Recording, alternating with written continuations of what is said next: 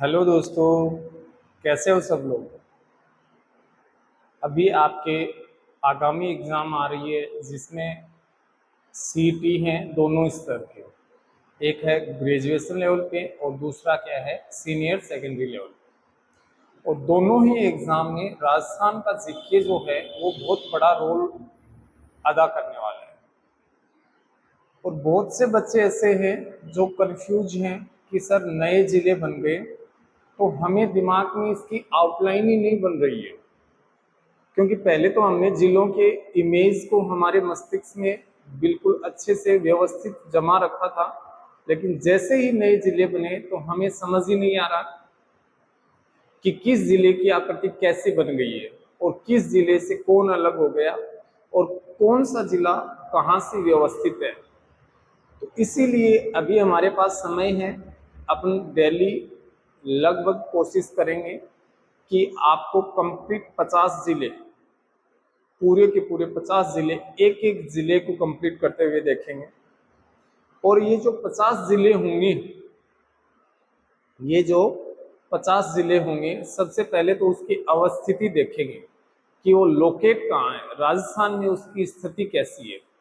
उसके बाद हम देखेंगे उसके कोई भौगोलिक या कोई प्राचीन नाम है या भौगोलिक उपनाम है। फिर हम देखेंगे कि उसकी कुछ विशेषताएं हैं और फिर वहाँ की जो भी नदियाँ हैं, रिवर्स जो हैं, प्रमुख लेक जो हैं, प्रमुख झीलें जो हैं, और इसके अलावा कोई नहर जो है या फिर कोई विशेष उस जिले का कोई विशेष तथ्य है। तो बिल्कुल ज़्यादा बड़ी क्लास करेंगे नहीं अपन इसको, आराम से, बिल्कुल आराम से आपको समझना है। फिर देखो आप खुद ही अपने आराम से खुद ही नोट्स बना लोगे, कोई दिक्कत ही नहीं आएगी। तो बस इतना सा है, आप पढ़ना शुरू करो और एक अपनी नोटबुक जरूर रखो। उसमें आप लगभग लगभग ये मान के चलो कि आप 40-50 अपने मैप जरूर रख लो। और प्रत्येक पेज पर, प्रत्येक अपने एक पेज के ऊपर आप एक मैप चिपका लो। जैसे जैसे अपन पढ़ेंगे वैसे वैसे आप उनको अपने नोटबुक में व्यवस्थित करते जाओ और एक मैप में आप कंप्लीट डिटेल लिख लोगे। ये मेरा आपसे दावा है, वादा है कि आप एक मैप में अपना एक जिला कंप्लीट कर लोगे बिल्कुल। अब समझो, सबसे पहले अपन जिला शुरू करेंगे जो हमारे सबसे टॉप में है, सर पर है, और उस जिले का नाम है श्री गंगानगर। जिला कौन सा है? श्री गंगानगर। अब सबसे पहले तो हमें यह समझना पड़ेगा कि ये जो श्री गंगानगर जो जिला है, ये जिला राजस्थान में अगर अपन देखना चाहेंगे तो हमें कहाँ दिखेगा। और दूसरी सबसे बड़ी बात है कि पहले हमें यह भी पता होना चाहिए कि भारत में, हमारा देश जो भारत है, उस भारत में राजस्थान कहाँ है। और ये तो सबको पता है ना कि भारत जो देश है वो एशिया महाद्वीप में स्थित है, और एशिया में भी कहाँ? दक्षिणी पश्चिमी गोलार्ध में स्थित। तो अब यहां से अपने को सबसे पहले देखो, आपको डायग्राम से समझाता हूं कि आपके पीछे जो डायग्राम लगा है, ये वाला जो डायग्राम है ये आपका है भारत, और इसमें आपको जो ये रेड कलर से दिखाई दे रहा है ये अपना है राजस्थान, हमारा प्यारा राजस्थान।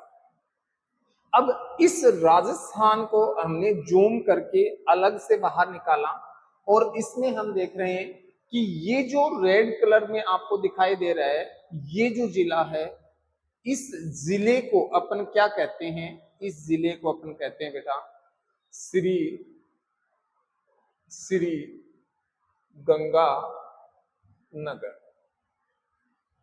इस जिले को अपन क्या कहते हैं? श्री गंगानगर।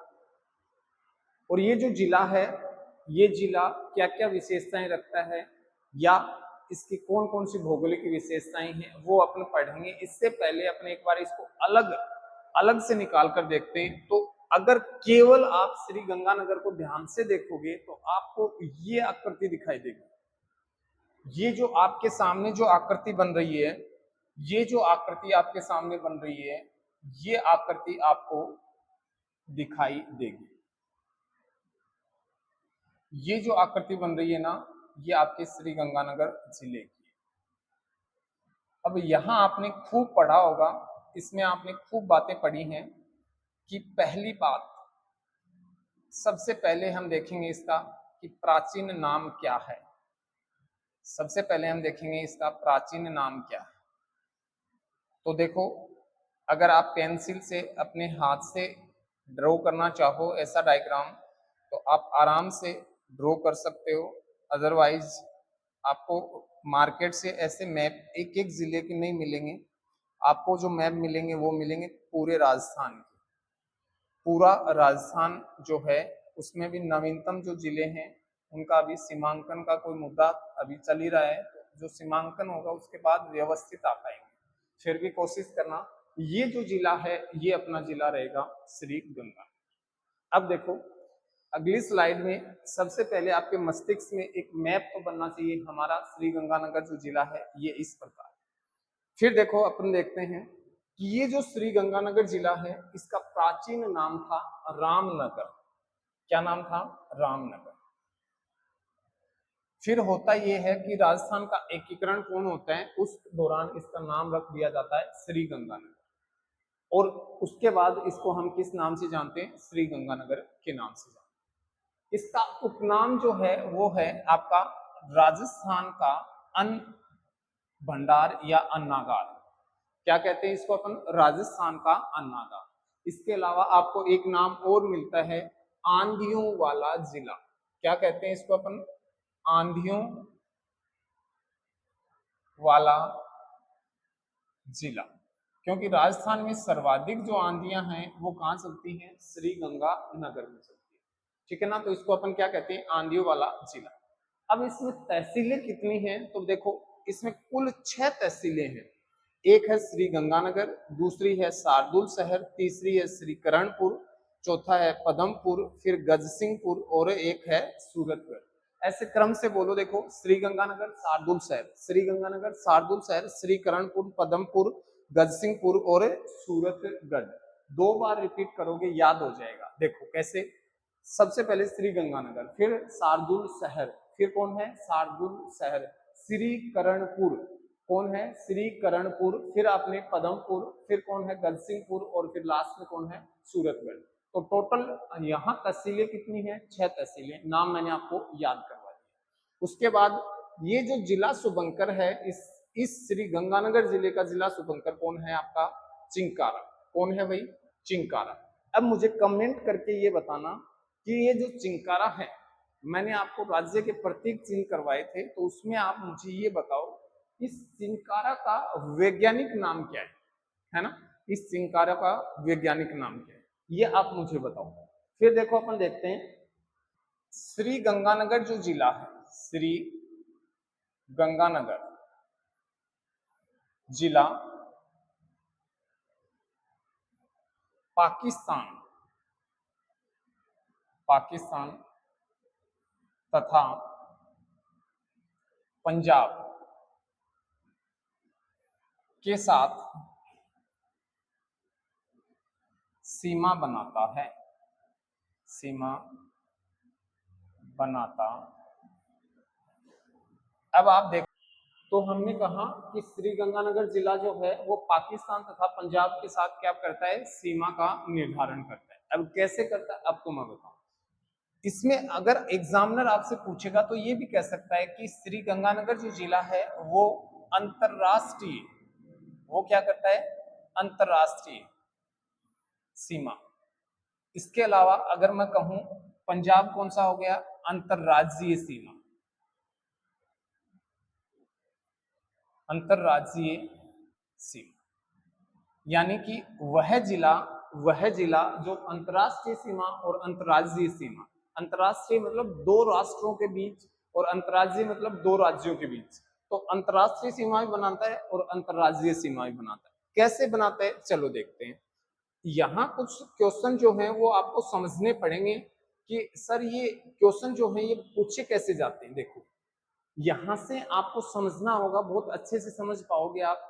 ये जो हमारा श्री गंगानगर है, ये श्री गंगानगर जो जिला है इसका सबसे उत्तर का छोर जो है, ये जो भाग आपको दिखाई दे रहा है ना, ये जो भाग आपको दिखाई दे रहा है, इस भाग को अपन कहते हैं कोणा गांव।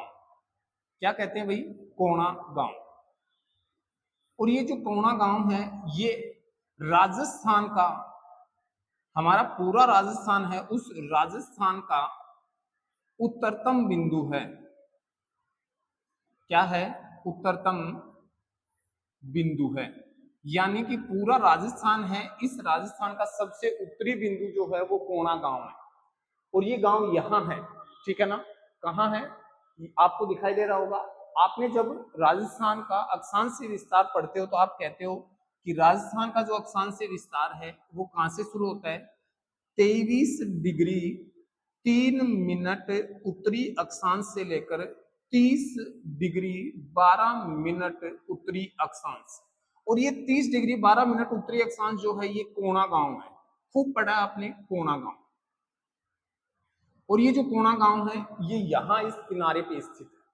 ओके, फिर बात करते हैं, यहाँ एक जगह है जिसका नाम आपने खूब सुना है, जिसको हम कहते हैं हिंदूमल, हिंदूमल कोट। क्या कहते हैं भाई, हिंदूमल कोट। और ये जो हिंदूमल कोट है यहां से एक सीमा शुरू होती है, यहां से एक सीमा शुरू होती है, इस सीमा को अपन कहते हैं, क्या कहते हैं, रेड क्लिफ।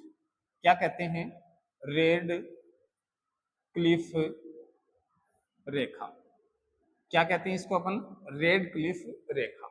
और ये जो रेड क्लिफ रेखा जो है यही हमारी कौन सी सीमा है, अंतरराष्ट्रीय सीमा है। कौन सी है भाई, अंतरराष्ट्रीय सीमा। यानी कि देखो, दो, हमने कहा कि एक तरफ पाकिस्तान के साथ सीमा बना रहे हैं और दूसरी तरफ मैंने आपको बताया पंजाब। तो ये जो सीमा बन रही है आपकी, ये जो आपकी सीमा बनेगी इधर से, ये जो सीमा बन रही है, ये सीमा किसके साथ बन रही है, ये जो सीमा आपको दिखाई दे रही है पंजाब के साथ सीमा बन रही है। अगर आपसे पूछा जाता है कि राजस्थान सबसे कम किस राज्य के साथ सीमा बनाता है, तो किसके साथ बनाता है, पंजाब के साथ, 89 किलोमीटर।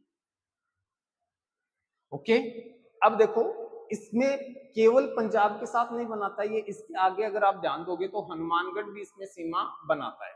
अब देखो ये जो श्री गंगानगर जो सीमा रेड क्लिफ रेखा की बनाता है, इसकी लंबाई है 210 किलोमीटर। कितनी है, 210 किलोमीटर। तो अगर आपसे पूछा जाए कि श्री गंगानगर जो जिला है वो रेड क्लिफ की सीमा रेखा कितने किलोमीटर की बनाता है, 210 किलोमीटर की बनाता है। ठीक है, हमने पहली बात यही लिखी है कि जो श्री गंगानगर जिला पाकिस्तान तथा पंजाब के साथ सीमा बनाता है, तो पंजाब के साथ भी बनाता है और पाकिस्तान के साथ भी बनाता है, कोई डाउट नहीं है। फिर देखते हैं, अब देखो कुछ यहां से कुछ प्रश्न पूछे जाते हैं, कोई विशेष चीज, जैसे श्री गंगानगर जो है इसको अपन क्या कहते हैं, अन्न का कटोरा कहते हैं।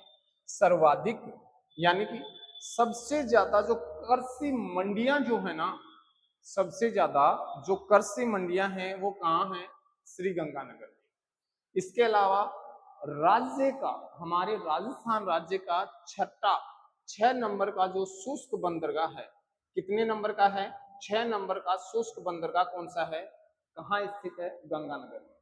और तीसरा एग्रो फूड पार्क है, कितने नंबर का है, तीसरा। यानी अगर आपसे पूछा जाता है कि राजस्थान में कुल कुल कितने एग्रो फूड पार्क हैं, तो आप बताना। टोटल जो एग्रो फूड पार्क हैं वो हैं आपके टोटल 4, और उन 4 में से एक हमारा कहाँ है, श्री गंगानगर में। और जो 4 हैं वो कौन कौन से हैं, एक कोटा में है, एक जोधपुर में है, एक गंगानगर में है और एक नीमराणा में है। तो आराम से हर जगह हर जिले को पढ़ेंगे, भारी मत बनाना आप इनको एक जगह पे चारों लिख के, है ना, बस इतना याद रखो। चौथा है, टोटल 4 है जिसमें से तीसरा कौन है, श्री गंगानगर। फिर हमने कहा कि राज्य का प्रथम बायोमास संयंत्र जो है वो कहाँ है, पदमपुर। कौन सा है, पदमपुर। पदमपुर बायोमास संयंत्र जो है राजस्थान का प्रथम बायोमास। अब आपके दिमाग में ये आ रहा होगा सर कि बायोमास क्या होता है ना। एक होता है बेटा बायोमास, क्या होता है, बायोमास, और एक होता है अपना बायो गैस। तो इसको आप कैसे याद रखोगे कि बायोमास क्या है और बायोगैस क्या है, तो समझना इसको आप आराम से कि ये जो बायोमास है, ये जो बायोमास है, ये हमेशा कृषि जो अपशिष्ट होते हैं, कृषि के जो अपशिष्ट होते हैं, जैसे जैसे सरसों, सरसों, बबूल, जो विलायती बबूल होती है उसके डंठल होते हैं, सरसों, गेहूं की भूसी होती है, इनके जो अवशिष्ट बचते हैं उससे जो जो ऊर्जा उत्पन्न की जाती है उसको कहते हैं बायोमास।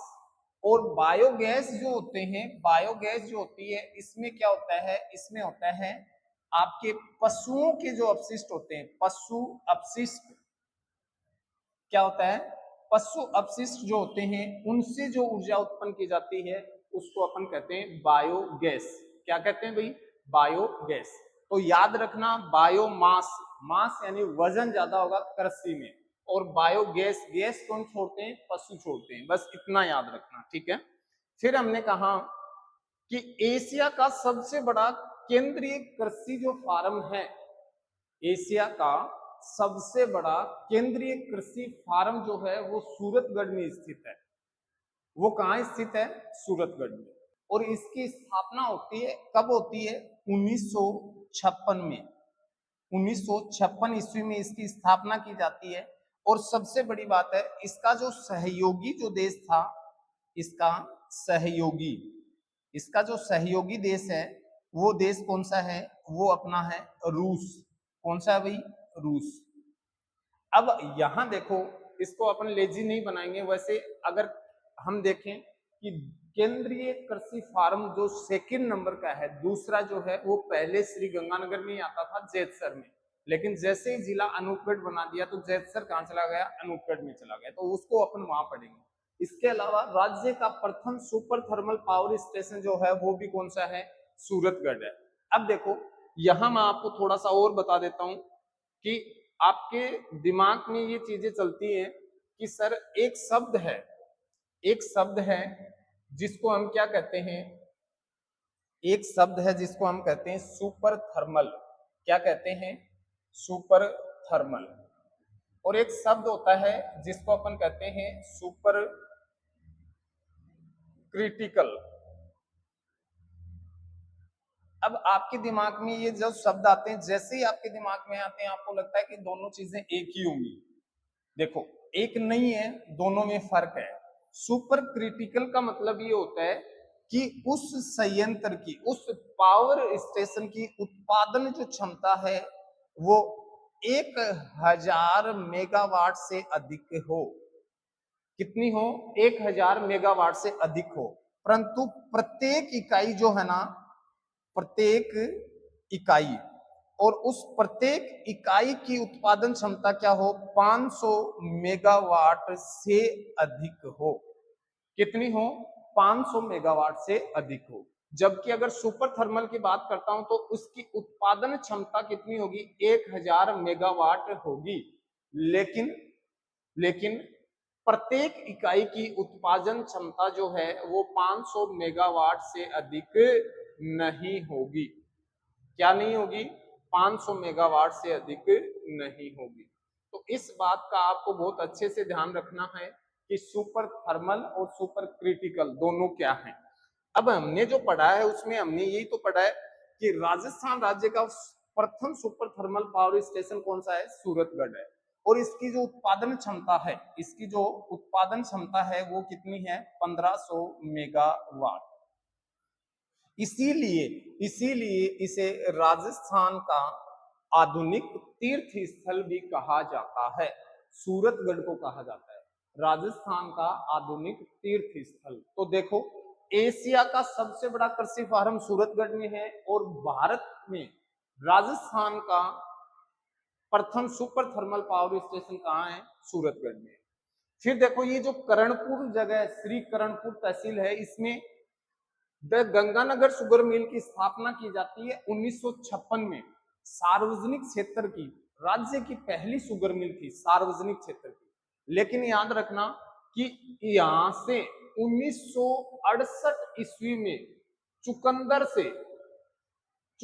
से चीनी बनानी शुरू की जाती है, और एशिया का सबसे बड़ा संयंत्र स्थापित किया जाता है 1968 में चुकंदर से चीनी बनाने का। किससे? चुकंदर से चीनी बनाने का कारखाना था जिसका नाम था द गंगानगर शुगर मिल। 1968 में चुकंदर से चीनी बनाता है और 1968 में ही यहाँ शराब का प्रथम कारखाना स्थापित किया जाता है। 1968 में ही यहाँ शराब का प्रथम कारखाना स्थापित किया जाता है। ये बात भी आप नोट कर लो, शराब कारखाना।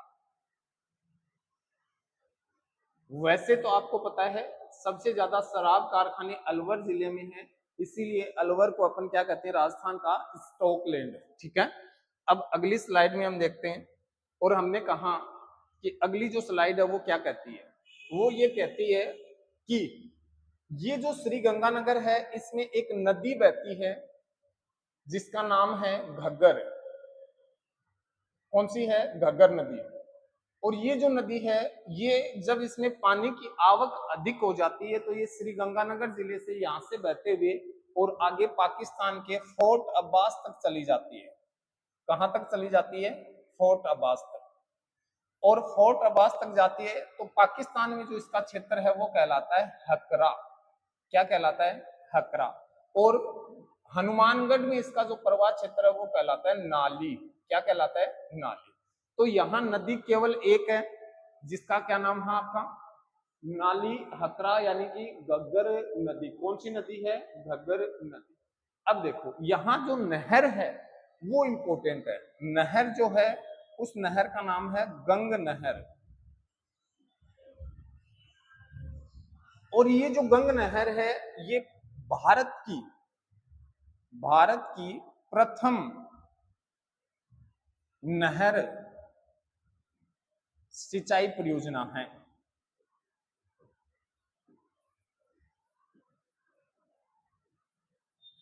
और इसको लाने का जो श्रेय जाता है वो जाता है बीकानेर के महाराजा थे। बीकानेर के महाराजा। और उनका क्या नाम था? उनका नाम था महाराजा गंगा सिंह। गंगा सिंह। और महाराजा गंगा सिंह लेके आते हैं इसको। 1921 में शुरुआत की जाती है और 1927 में शिवपुर हेड पर यहां इसका उद्घाटन किया जाता है।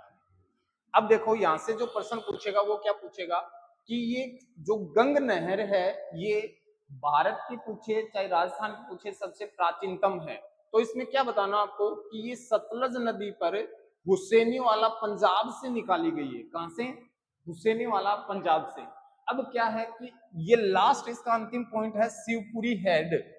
तो हुसैनी वाला पंजाब से लेकर शिवपुरी हेड तक इसकी कुल लंबाई अगर पूछी जाती है, कुल लंबाई तो कुल लंबाई अगर आपसे पूछी जाएगी तो आपको बताना है 129 किलोमीटर। फिर राजस्थान में ये प्रवेश कहां से करती है तो आपको बताना है राजस्थान में प्रवेश। और राजस्थान में जब ये प्रवेश करती है तो उस जगह का नाम है खक्का। फिर अगर आपको पूछे कि राजस्थान में लंबाई तो राजस्थान में इसकी लंबाई जो है वो है 17 किलोमीटर। फिर अगर आपसे पूछे लाभान्वित जिले तो आपको बताने हैं लाभान्वित जिले हैं दो। एक है गंगानगर और दूसरा है अनूपगढ़। इसके अलावा अगर आपसे पूछे तो आपको बताना है कि यहाँ शाखाएं कितनी हैं तो शाखाएं टोटल हैं 4। और 4 शाखाएं कौन कौन सी हैं? एक है लक्ष्मी नारायण शाखा, एक शाखा का नाम है लक्ष्मी नारायण शाखा। दूसरी जो शाखा है उसका नाम है लालगढ़ शाखा। तीसरी जो शाखा उसका नाम है करणी शाखा। और चौथी जो शाखा उसका नाम है सामीजा शाखा। तो 4 शाखाएं हैं, 2 जिलों को लाभान्वित करती है। और 1927 में 1927 में इसका उद्घाटन किया जाता है और शुरुआत होती है 1921 से। कौन करता है? बीकानेर के महाराजा गंगा सिंह लेकर आते हैं। इसीलिए महाराजा गंगा सिंह को आधुनिक भारत का भागीरथ कहा जाता है। आधुनिक भारत का भागीरथ कहा जाता है। क्या कहा जाता है? आधुनिक भारत का भागीरथ किसको कहा जाता है? गंगा सिंह को। किसको कहा जाता है भाई? गंगा सिंह, है ना। तो इसी के साथ देखो इसके अलावा अगर आप देखोगे तो यहाँ कोई विशेष वनस्पति है नहीं, सबसे ज्यादा गेहूं का उत्पादन होता है। और इसके अलावा अगर आपसे पूछा जाए तो इतना जरूर पूछ सकते हैं कि सर्वाधिक, कुछ बातें और लिखना चाहो तो सर्वाधिक सिंचित कर्षित क्षेत्र वाला जिला, कर्षित क्षेत्र वाला जिला। एक विशेषता ये भी है कि सर्वाधिक सिंचित जो कृषि होती है वो किसमें होती है, श्रीगंगानगर। इसके अलावा सर्वाधिक फलों का उत्पादन भी करता है, फलों का उत्पादन किया जाता है, किया जाता है।